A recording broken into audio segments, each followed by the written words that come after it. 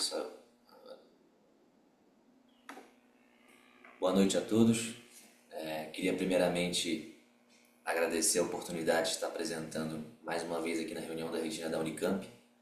É sempre uma honra estar podendo contribuir no que eu consigo, um pouquinho.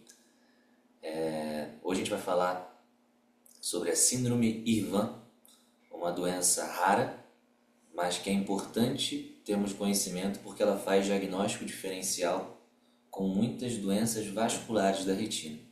Então, para começar, a gente precisa primeiro passar o slide. Passou, agora a gente já pode começar. A gente precisa entender primeiro o que significa esse nome, IRVAN.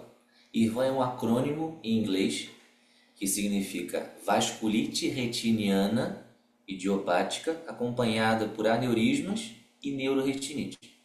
Traduzindo, vamos colocar isso em outras palavras, porque o próprio nome da doença, o próprio acrônimo, vai ajudar muito no próprio entendimento da doença. Então é uma doença retiniana, uma retinopatia idiopática, não tem causa definida, e que consiste numa tríade clínica, que é a que consta no próprio nome da doença. Então a tríade clínica clássica da IRVAN é a presença de vasculite de retina, aneurismas retinianos e neuroretinite. Mas onde tudo isso começou, onde a história da IRVAN na literatura médica começou? Lá no ano de 1973, quando Pelé ainda era jogador de futebol profissional, estava acontecendo a Guerra do Yom Kippur, mais um capítulo triste do conflito no Oriente Médio. Nesse mesmo ano, 3 pesquisadores em Praga, na República Tcheca, escreveram alguns relatos de casos de uveíte com vasculite retiniana na população pediátrica. Dentre os casos relatados, havia o de uma menina de 15 anos de idade que tinha vasculite acompanhada de aneurismas peripapilares. Na época, os autores, como não era algo inédito na descrição, os autores apenas relataram, não se aprofundaram muito na etiopatogenia. Mas hoje em dia, olhando retrospectivamente, possivelmente foi o primeiro caso descrito na literatura de uma paciente com síndrome IRVAN. 10 anos depois, já na década de 80, Joan Kincaid e Howard Schatz escreveram relatos de 2 pacientes com a síndrome clínica completa, os 3 componentes da tríade. A primeira era uma mulher de 28 anos e o segundo um menino de apenas 7 anos de idade. Reparem que nessas fotos tiradas do artigo original, conseguimos observar os aneurismas tanto no disco óptico em si quanto na região peripapilar, isso nos 2 pacientes. Pulando agora para o ano de 1995, Tom Cheng e colaboradores, aqui um destaque especial para Donald Guess, como último autor desse artigo, não poderia deixar de estar presente, um exímio, um grande retinólogo do século XX, responsável pela descrição e pelo entendimento de várias doenças da retina, que ele também fez sua contribuição. Esse grupo de autores reuniu uma série de 10 pacientes de vários centros nos Estados Unidos e juntaram as características clínicas e deram nome, de fato, à doença. Eles foram os primeiros a utilizarem a nomenclatura IRVAN para caracterizar esses componentes clínicos. E agora que já vimos um pouco dessa revisão histórica, vamos entender melhor a condição em si, A IRVAN é uma doença rara. Com isso, existem poucos estudos, mais no contexto de relatos de casos, séries de casos, não existem grandes estudos com grande número de pacientes envolvidos. Esse estudo, publicado em 2022, ele fez uma revisão de alguns relatos de casos e séries de casos, encontrou 60 pacientes, 116 olhos, com a idade média de 30 anos, aproximadamente, e uma leve predominância no sexo feminino, 58,3% dos casos. E não havia nenhum fator de risco modificável para ter a doença. É uma doença de etiologia desconhecida. Acredita-se que possa haver uma inflamação imunomediada. O componente imunomediado é a teoria mais aceita hoje, mas ainda não existe uma definição etiológica para a IRVAN. E mesmo que haja alguns relatos breves de alguma associação com alteração laboratorial, são relatos de evidência muito fraca. Então hoje acredita-se que seja uma doença exclusivamente oftalmológica, sem associação com doenças sistêmicas, né? Com achados clínicos sistêmicos. Muito bem. E como que ocorre o dano, né, as consequências na retina, no segmento posterior nessa doença? É pouco compreendida a fisiopatologia. A teoria mais aceita hoje em dia é que haja uma inflamação intraocular idiopática que vai causar uma vasculite retiniana segmentar.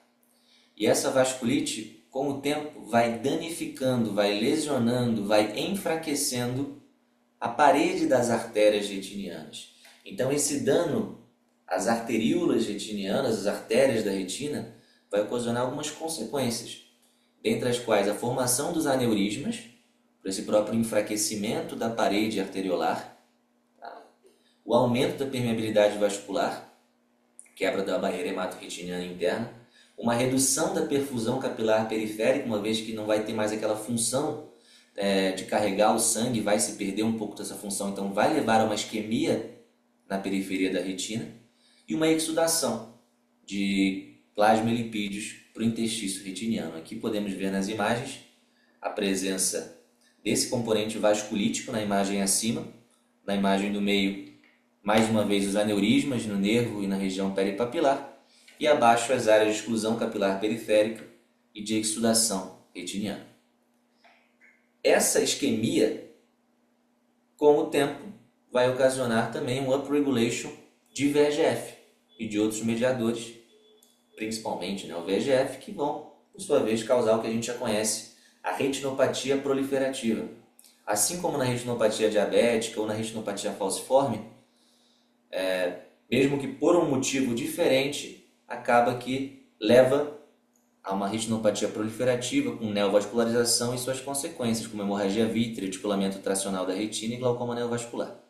Então a gente pode entender a IRVAN como sendo uma doença de cunho inflamatório, exclusivamente ocular, isso é o que é mais aceito hoje em dia, que leva a complicações isquêmicas proliferativas. Tá? Como isso se manifesta, né? Como eu já falei, essa tríade clínica é o hallmark da doença, são as características principais e ela ocorre de maneira bilateral. Existem relatos de pacientes com doença unilateral? Sim, mas é exceção. A regra é a doença ser bilateral.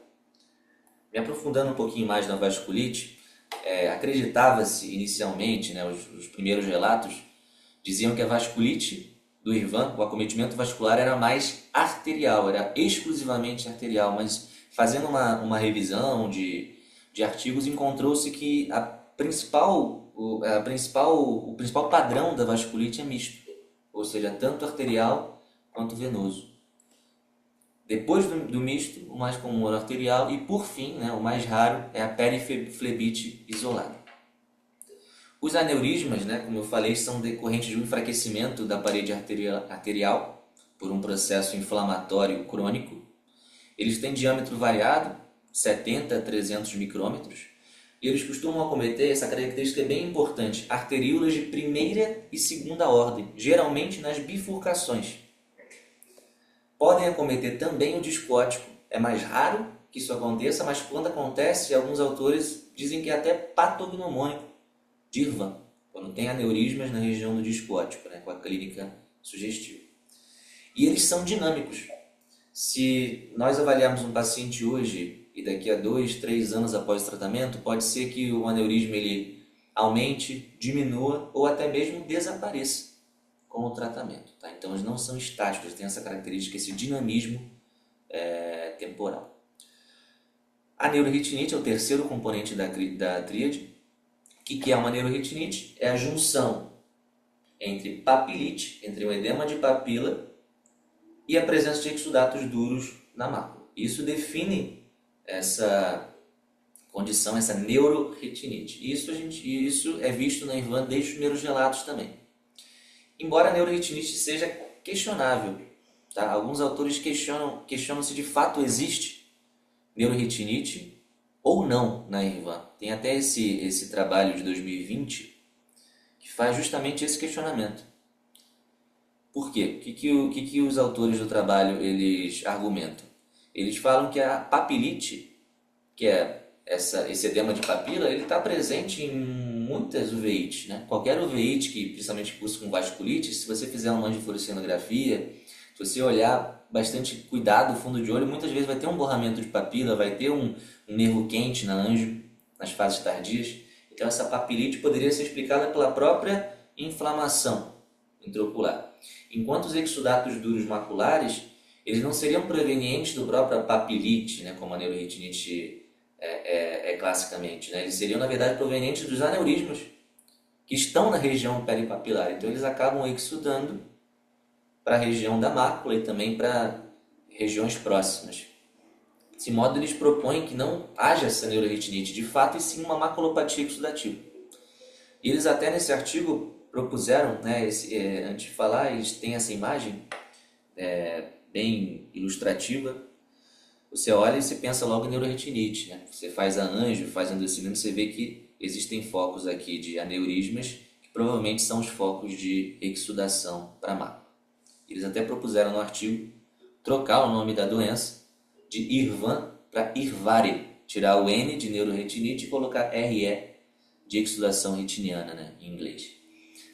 Já se passaram 5 anos desse artigo, esse nome IRVARE não pegou, continuam chamando de IRVAN. Mas eu achei interessante trazer esse questionamento que eles levantaram, porque eu acho que o racional por trás dele é bem válido e existe sim essa controvérsia nesse componente. Outros achados clínicos: pode haver celularidade, tanto em câmara anterior quanto in vitro, pode não haver também. A gente já viu alguns casos em que não há celularidade evidenciável clinicamente. Geralmente, quando existe, não é uma celularidade muito exuberante. Costuma ser poucas células ali no câmara anterior, no vítreo anterior, uma vitreite discreta. E existe uma classificação, foi proposta pela equipe do Michael Samuel como primeiro autor, e também participaram Li Jean-Paul, Lawrence Iannuzzi, isso em 2007. Eles fizeram essa classificação clínica em 5 estágios. O primeiro estágio é um clássico, aquela descrição mesmo que a gente já falou aqui algumas vezes: vasculite, aneurismas, neuroretinite. Tá. No estágio 2, fazendo a angiofluorescenografia, o exame complementar, a gente já consegue detectar um déficit de perfusão capilar periférico. No estágio 3, já é o estágio da retinopatia proliferativa. Já evidenciamos neovasos no segmento posterior, até mesmo com possíveis complicações, como a hemorragia vítrea. No estágio 4, a neovascularização vai para o segmento anterior, sob a forma de rubeoses irides. E no estágio 5, o end stage, estágio final, já é um glaucoma neovascular, onde a gente quer evitar ao máximo que chegue nesse estágio. E nesse artigo eles colocaram esse gráfico correlacionando a acuidade visual do paciente com o estágio clínico, né? Então, podemos ver que até o estágio 2 todos têm boa visão, a partir do estágio 3, progressivamente, essa acuidade visual vai diminuindo estágio a estágio. O diagnóstico é clínico e ele é auxiliado por exames complementares. Os exames laboratoriais eles são úteis para excluir outras causas do diagnóstico diferencial. É importante falar que a IRVAN, não existe um exame laboratorial que ateste a maior probabilidade de ser IRVAN. Esse exame, se existir, ainda não foi encontrado. A gente faz para descartar diagnóstico diferencial. Nesse contexto, é muito importante a angiofluorescenografia de grande angular. Tá? Então, os pacientes merecem esse exame na investigação inicial e depois no segmento, de preferência, se ser disponível, um exame de grande angular, né? Ultra Wide Field. Porque eles vão, como essa imagem ilustra muito bem, essa imagem compara a visão de uma grande angular com uma visão de uma angiografia de polo posterior. Reparem como existem achados que não seriam vistos por um exame só do polo posterior, né? Então, se tiver disponível, fazer um de grande angular. O que a anjo vai avaliar? Esse componente de vasculite, extravasamento perivascular. A anjo é muito mais sensível do que o fundo de olho, do que uma retinografia, para detectar essas dilatações aneurosmáticas, as áreas de não perfusão periférica e os neovasos, como aqui nas setas no olho esquerdo, na imagem B, essas duas setas apontam para neovascularização. Outro exame importante no acompanhamento dos pacientes é a tomografia de coerência óptica. Ela vai avaliar o edema macular vasogênico, possível maculopatia exudativa e membrana epirretiniana, que é uma complicação de um quadro inflamatório crônico, né? Dentre outras complicações que podem ocorrer na região macular. Então, o paciente com IRVAN está com uma visão mais baixa, por algum motivo, você faz um ACT para poder complementar essa investigação. O diagnóstico diferencial ele é bastante extenso, tá? Ele contempla tanto doenças vasculares não inflamatórias quanto doenças vasculares inflamatórias, contra outras vasculites. Aqui eu destaco algumas condições, como por exemplo o macroaneurisma retiniano, né? Como o IRVAN tem aneurismas, tem macroaneurismas, a gente tem que diferenciar do macroaneurisma retiniano mais clássico, mas em pessoas um pouco mais velhas, 60 anos, hipertensas, não tem inflamação associada. A doença de BC é uma forma de vasculite que é um diagnóstico diferencial muito importante, mas costuma dar mais cedo ou mais tarde algum tipo de manifestação sistêmica. A doença de EOS também é uma outra forma de vasculite, vasculopatia, costuma ter uma correlação com exposição ao antígeno do Mycobacterium tuberculosis. A sarcoidose é outra doença com inflamação vascular importante, embora tenda a ser mais periflebite, mais venosa e não tanto arterial, pode ser mista também. E tem associação com manifestações sistêmicas, muitas vezes, alterações na tomografia de tórax. E a doença de Coates, que é uma doença que pode ocasionar alterações vasculares e exudativas, mas é unilateral, mais em meninos jovens, também não tem uma inflamação intraocular, uma uveíte, dentre várias outras. E o tratamento, ele tem como objetivos tratar ou, de preferência, prevenir as complicações da doença, que são geralmente complicações isquêmicas, além de controlar a inflamação ocular. Então, para prevenir as complicações isquêmicas, a gente já sabe que o melhor, de maneira sustentada, é o laser. É a fotocoagulação retiniana laser. E ela, idealmente, deve ser guiada por angiofluorescinografia. Por quê? Porque através da anjo a gente vai avaliar com precisão as áreas de não perfusão capilar e vai poder fazer o laser em toda essa área em que não há perfusão, para poder diminuir esse pool de VEGF e diminuir a neovascularização. Quando que a fotocoagulação é indicada? Isso é um pouco controverso, mas de maneira geral tem que se indicar o laser já no estágio 2, que seria esse estágio pré-proliferativo, onde ainda não há neovasos, ou logo que surge o neovaso. Você pode fazer ou de maneira preventiva, ou logo que o neovaso ele surge. Tá? Dependendo, claro, de se o paciente consegue realizar um segmento adequado. E injeções intravítreas podem ser feitas de modo adjuvante, ou seja, se a isquemia estiver muito exuberante, já com rubeose, já com alterações mais graves, pode fazer de maneira adjuvante, ou em caso também de edema macular associado ou exudação retiniana associada. Tá? Esse tratamento combinado ele vai muito bem.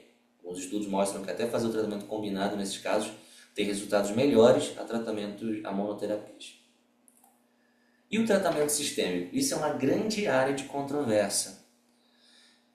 Existem muitos autores que advogam a favor do uso de corticoterapia sistêmica e até mesmo imunossupressores mais a longo prazo para poupar corticóide, uma imunossupressão mais prolongada, justamente por essa teoria, esse racional de que possa haver, de que provavelmente há uma inflamação imunomediada, então a gente quer reduzir essa imunidade em excesso para controlar a doença e evitar complicações. Seria feita já desde o diagnóstico, desde o estágio mais precoce, o estágio 1. E existem outros que não fazem, apenas fazem um tratamento local e usam como racional o fato de ser uma doença puramente oftalmológica e que causa complicações mais isquêmicas, mais proliferativas. Então, se você trata esse componente proliferativo, você está salvando o paciente das principais complicações sem necessidade de um tratamento sistêmico que pode causar efeitos colaterais, né? Então, ainda é uma área bastante controversa.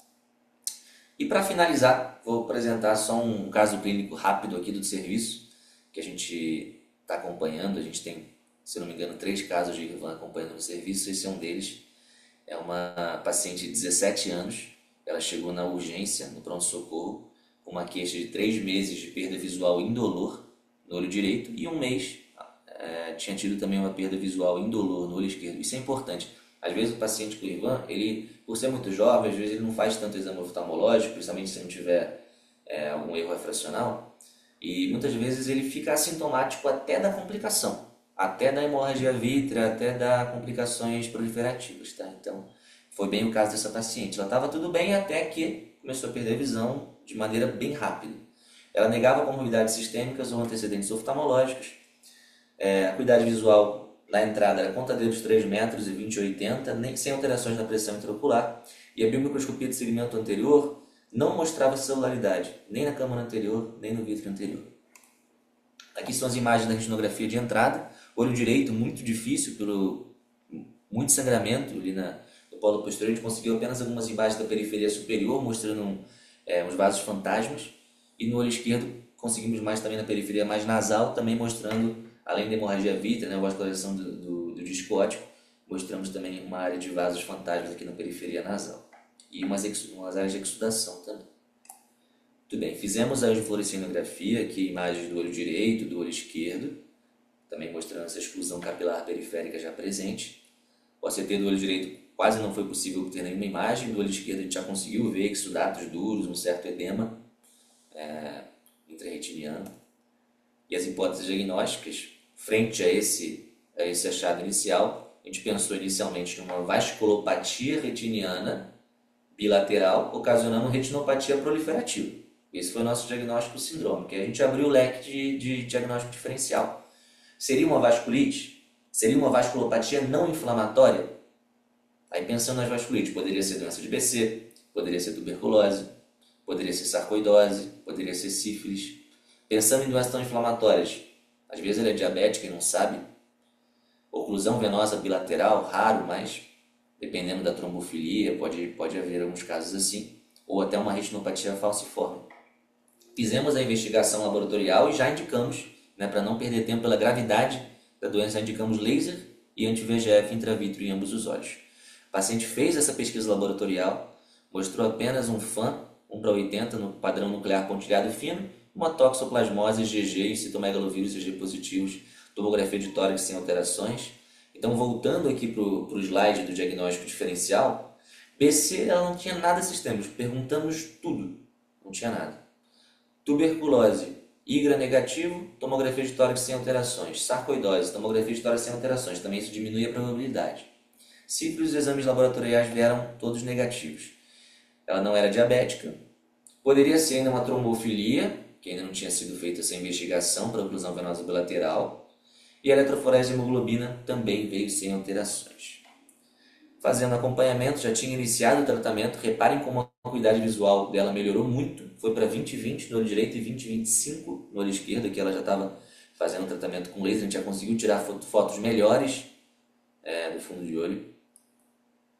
E aqui a angiofluorescinografia mostrando uma extensa área de exclusão capilar periférica. Reparem que o laser ele ainda estava sendo realizado, então ele ainda não estava cobrindo todas as áreas, né? Depois a gente foi completando o laser nessas áreas de não perfusão. E chamou muita atenção aqui, dando uma ênfase para os aneurismas na região peripapilar, tanto no olho direito quanto no olho esquerdo. Então a paciente tinha os componentes clínicos todos, era doença bilateral, era uma mulher jovem, as outras causas já tinham sido praticamente bem afastadas, então tudo levava a crer que se tratasse mesmo de uma IRVAN. Aqui o ACT de mácula do olho direito, mostrando um edema só mais fora da região foveal, e aqui já chegando, né, na região foveal do olho esquerdo, que poderia explicar essa visão 20/25. O diagnóstico ficou de síndrome IRVAN, e completamos o laser, continuamos indicando anti-VEGF no olho esquerdo, e por enquanto ainda não começamos a imunossupressão sistêmica, já que ela está evoluindo muito bem, praticamente 20/20 em ambos os olhos. Estamos observando bem de perto, caso ela apresente alguma manifestação, alguma complicação, a gente rapidamente vai introduzir também a imunossupressão, mas isso é aberto para debate. É isso, muito obrigado.